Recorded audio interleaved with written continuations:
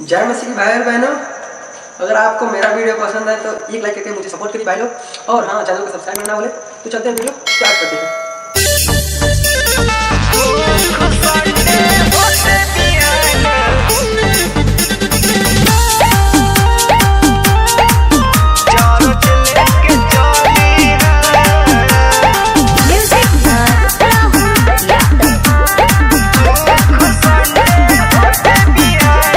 प्रभु जी के पढ़ता सुबह सब बचनवा हमारो पद्धति से ये सुना धयनवा ये सैया सुना। प्रभु जी के पढ़ता सुबह सब बचनवा हमारो पद्धति से ये थोड़ा धयनवा रखी हाथ ध्यान जानी पतिया के भुलाई है। ये सैया हो सुख संडे होते बिहान चरच लेके चली है। सैया हो सुख संडे होते बिहान चरच लेके चली है। सुख संडे होते बिहान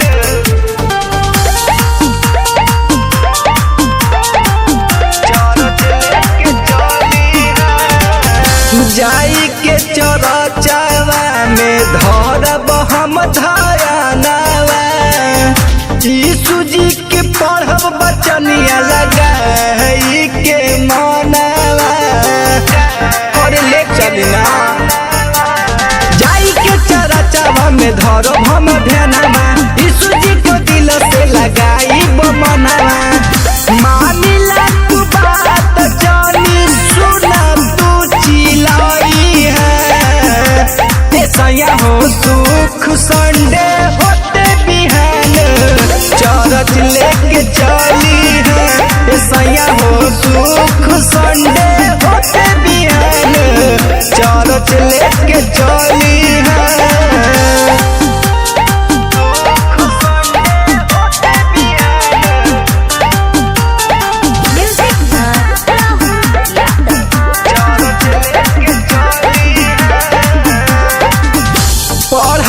बचनिया तमिली तोहके ज्ञानवा यीशु जी के कृपा से ठीक रही मनवा।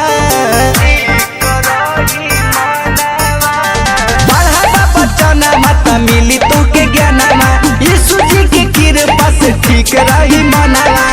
सानी राहुल कहे ध्यान तू लगई है।